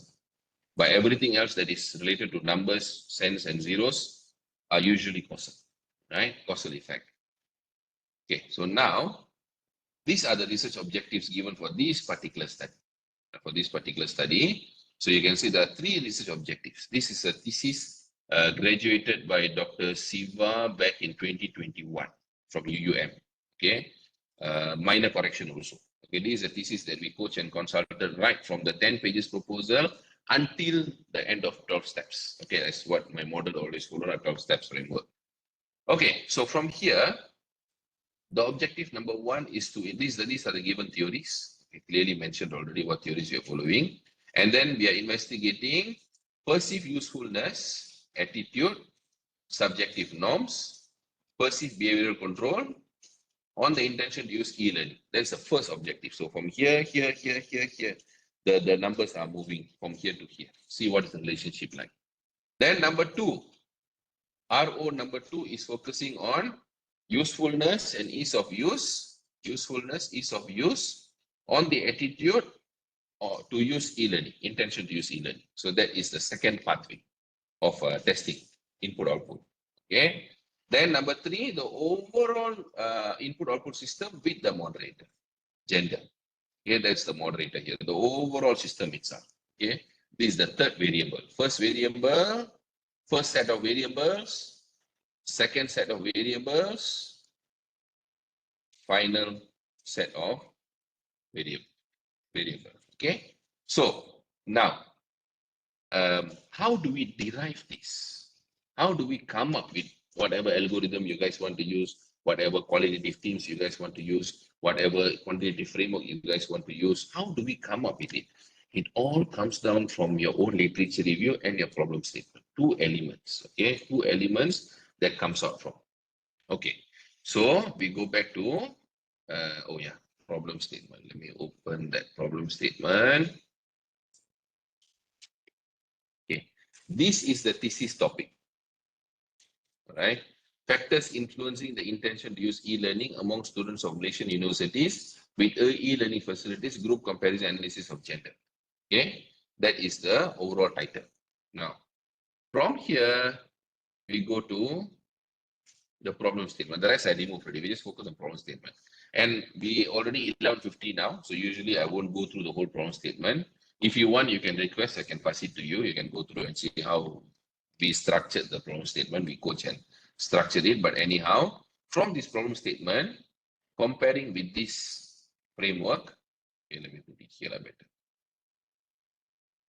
Okay, comparing with this, there is mentioned, critically mentioned of attitude. So attitude is here. Intention, which is the DV, which is the entire topic is on lah. This is the entire topic lah. This is the problem area. So attitude is there, intention is there, perceived usefulness is here. These are the three key major input-output system. Okay, that has to be there. All right. Now the rest, then one more is mentioned here is the gender. It is the gender. Okay, female, male, and how it actually works out in terms of the last variable. So now the question is, this is given problem statement, this is given, this is also given. How did the student came up with this, and this? Okay, that is where your literature review comes into play. How your literature review is conducted. Okay, when you go and read a paper on perceived usefulness, you will realize that perceived usefulness doesn't work out. This is maybe a wording for people who's not in social science. My background is not social science, so my background is engineering. Okay, it's physics and engineering, both. So, but now I can talk about social science because I look at it in numbers point of view, variable point of view. I don't look at the characters point of view. Okay. Perceived usefulness as logical standpoint doesn't work without ease of use. Something that is useful and not easy to use will never be used at all. Most likely will be dropped out. So it has to work hand in hand together. So there is no usefulness without ease of use. You must measure it together. Okay. Next thing. Okay, this one is clear. Attitude. Attitude doesn't work alone psychologically. Logically, attitude works together with subjective norms and perceived behavioral control together. The three always go together in literature. Okay, so that's why, despite the problem statement, you still need to do a background literature review before you build your solution. Okay, clear? All clear so far? Can follow?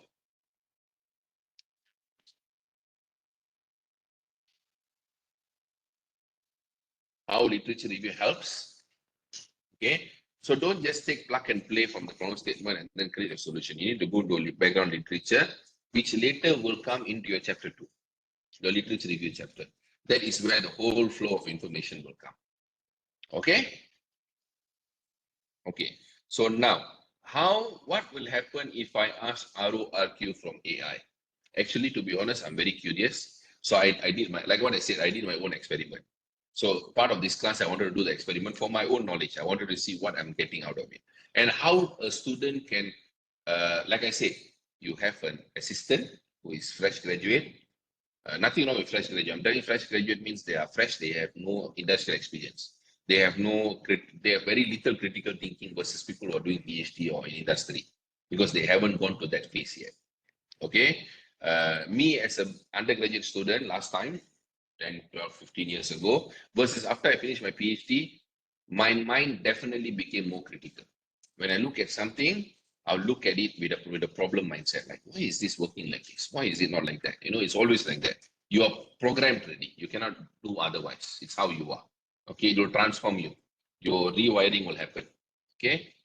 So imagine your AI again as your undergraduate who is going to go out and look for potential RORQ for you and then come back. You need to remember, don't just copy and paste. That's very dangerous. Why? I will tell you why. Okay, I go back to AI, research objective generation. Again, same prompting what I showed on TikTok. I've shared the link earlier. I went through funnel prompting. I've written a problem statement education area. Will you be able to generate 3 to 4 research objectives for me? He said, yes, he will. Then blah, blah, blah, ask him some questions like to know whether he's on the right track or not. Whether not whether it's on the right track or not. So then I took the whole problem statement, I pasted it into the system. I could because all the papers from the thesis are already published.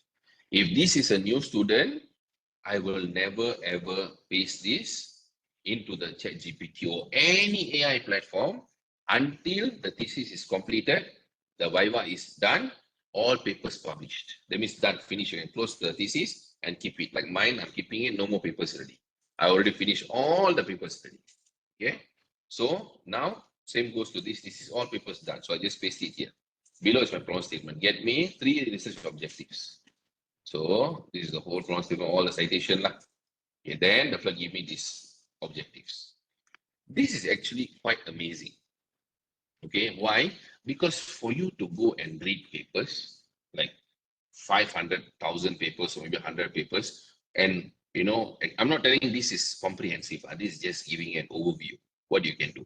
This is not comprehensive. It doesn't go through all the papers out there. It just gives you based on the first approach of knowledge, right? So, but it's still good.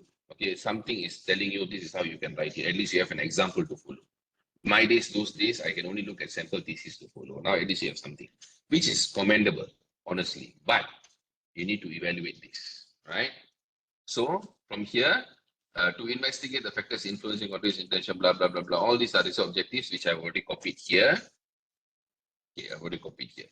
Okay, now I ask all of you, interesting part, after you get this RO, you already write a problem statement, somehow you didn't know about AI, and then you pasted your whole problem statement into any AI tools that you use, okay, which is very dangerous for you to paste in because it's being trained with your information. Other people can get that information if they prompt precisely well, right? But anyhow, let's say you ask for RORQ, and definitely give you these ROs, okay? Don't look at the sub-objective, just look at the main objective. Main one, this, and this. Okay. What would be your next course of action? What would you do? I'm literally teaching how to use AI, so that you know how to actually apply it.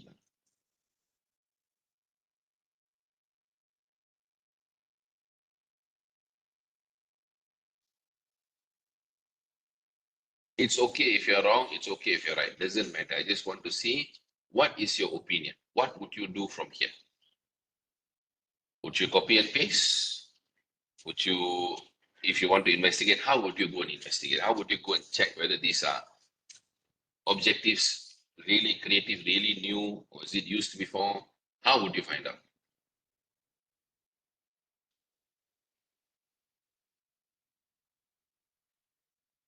How would you cross-check? That's the whole question now. How would you cross-check?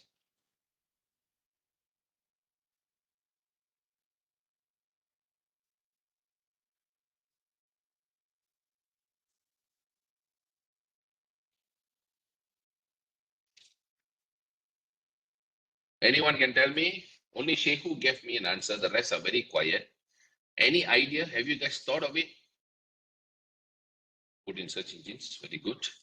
Where would you go and search? Turn it in? No, no need turn it in. Turn it in, only AI will turn up 100%. Normal turn it in will show 0%. Since I wrote the problem, I know my work. Okay, no, what I'm asking is, of course, Shehu, definitely you wrote the problem. No one else going to write the problem, right? What I'm asking is, how would you verify if this is not within your, like the same problem statement that I pasted in, there is no factors of influencing continuous intention. The statement was not there. Social influence was not there. Okay, effectiveness of e-learning as a core teaching method was not there. These are all new variables coming in. How would you find out?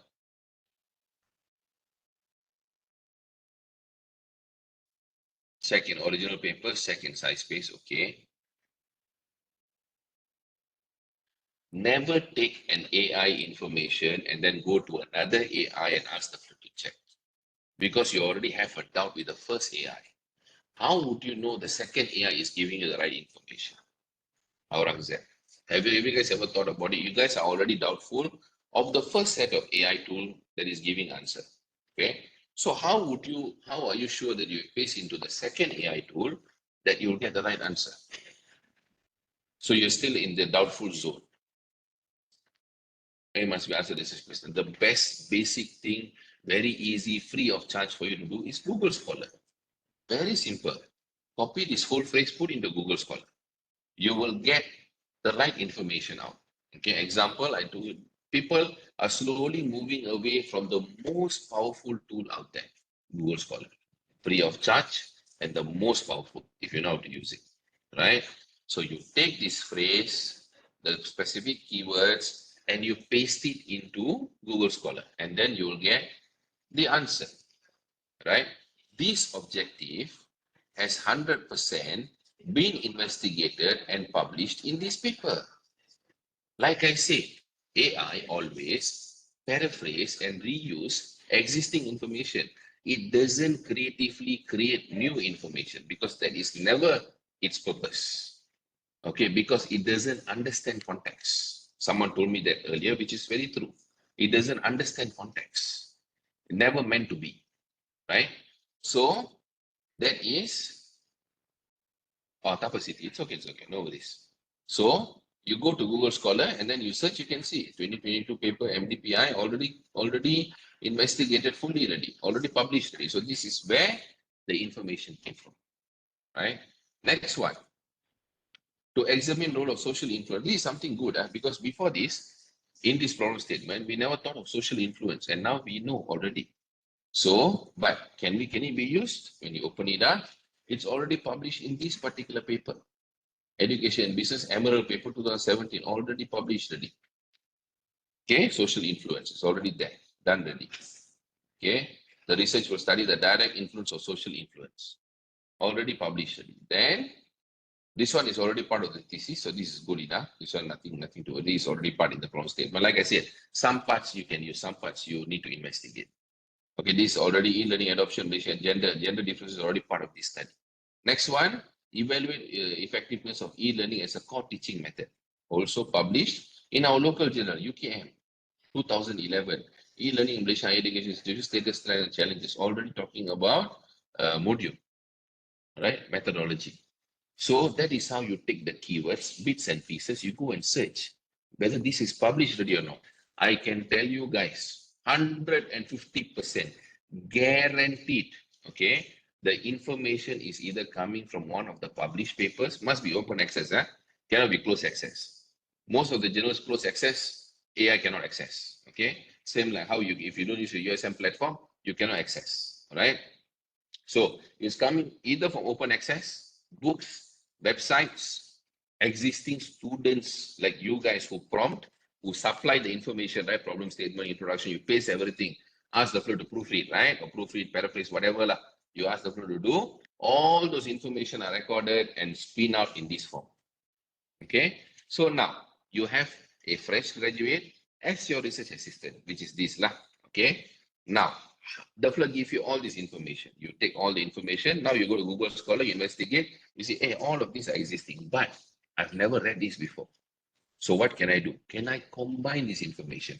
Can I go into individual parts of these papers and see what are the bits and pieces never done before? Extract all that. Those are your research gaps. Okay, those are your research objectives that you can start exploring already. Okay, this is how you can conduct a study. You still need to apply your mind. This is not enough. This is a fresh graduate, put it like that. Your mind still has to be there. Okay, and Google Scholar is a free tool with all the papers in the world that you can imagine. It's all there. No need to use size space, side this, side that. No need to use what you call the LEC. No need to pay anything. Just go to Google Scholar, investigate, done. You know already where you are. I'm teaching you free method to use AI and from there to investigate further. Of course, I'm using premium AI lah. You can try the free version lah. Okay. All right. Is that clear? Any questions? Any queries?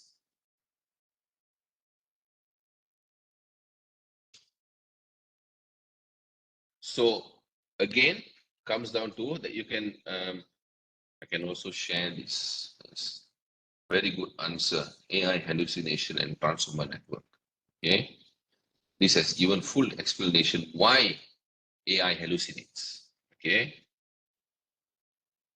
Thank you, Aurangzeb. Okay. So if you want to understand why AI is hallucinating, okay, you can go and read this. Okay, copy it from my AI. I think you guys can open and read it. Okay, I've shared already. It already explained to you why there's fake information, not real information, and because it's using statistical language generation. Transformer-based model like GPT generate response based on statistical patterns in vast data sets rather than a deep understanding of the content. Statistical patterns in vast data sets, never the deep understanding of the content. They learn associations between words and phrases, but they don't know facts or have access to real-time context unless explicitly trained or refreshed with new data. Whenever you upload your thesis, your paper, everything, you are training it with real-time context and new data.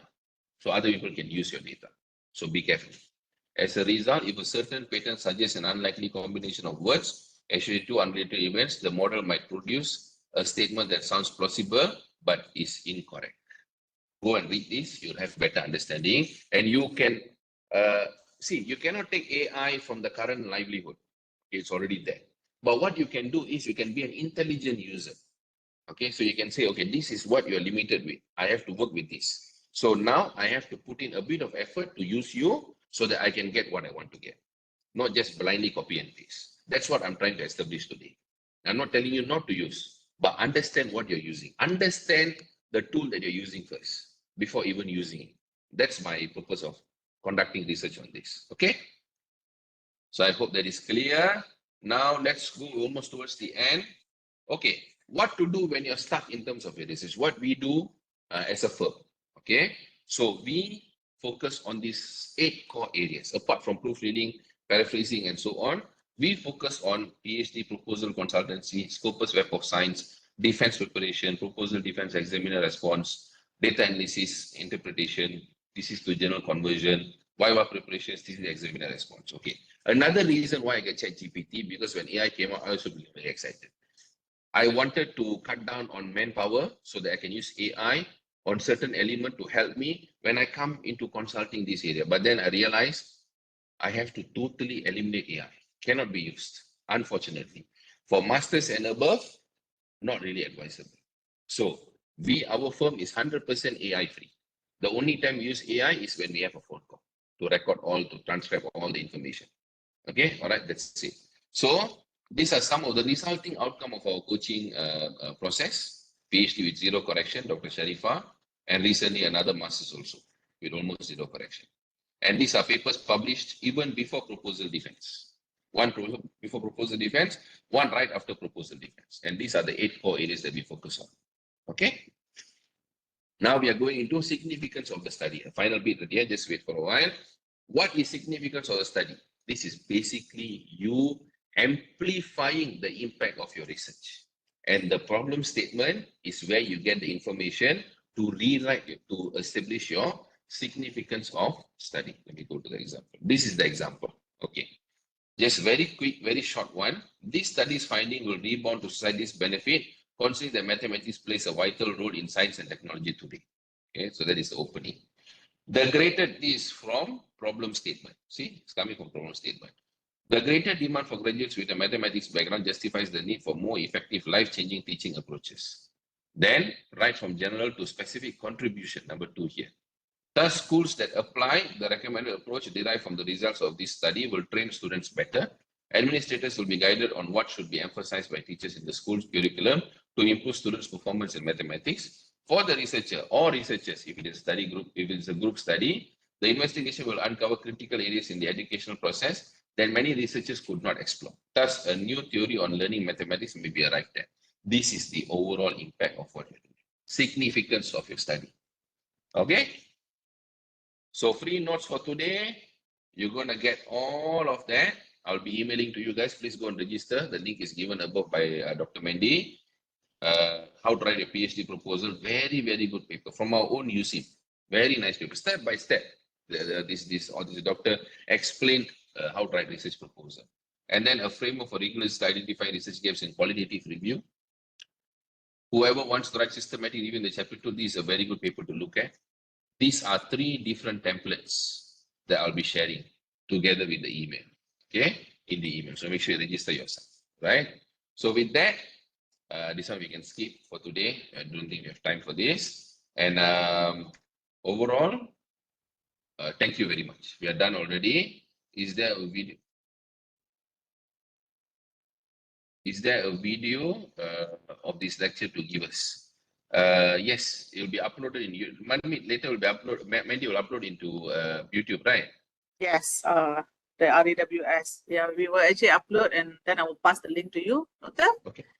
Fantastic. Okay, so thank you very much, Dr. Tawa. I think No there were problem. so many guidelines given and very interesting topic as well, problem statements and research questions and so on. Research objective. Okay, so on behalf of Computer Science School and also USM, I would like to thank Dr. Tawa again. And I believe we have a final session, okay, to go with Dr. Tawa. So we will set that very soon, I believe. Yeah. And all right, to all the participants, please fill in the feedback form. So we know what is your feedback on the session. And with that, we also get the email address. So the email address I will pass to Dr. Tawa. Normally, Dr. Tawa will access it and he will actually include you with all the notes and so on. Yeah. All right. And okay, thank you, Dr. Tawa. very quick answer. Sorry, Mandy. There's a question here. Can you please share your video related to systematic literature review? Our next class, if time allows, we will be doing systematic literature review. That's the next class, the final class for this year. Yes. Okay. Thank you, Mandy. Once again and always, thank you very much for your help and your effort in organizing the class. I should think all of you should thank Dr. Mandy for her time, putting a lot of effort in organizing this. Thank you again. Yeah, thank you. God bless you. That goes you. Okay, Mandy, for you. Okay. I have Hazika with me always. So. Okay, all right. Yes, Also to Hazika also. Thank you very much, Miss Hazika. Thank you, Dr. Tawa. You have a nice day then. To all You the too, rest, you all too. the audience, have a nice day as well. All right, take Thank care. you. Thank you everyone for joining. See you guys all soon. Okay, bye-bye.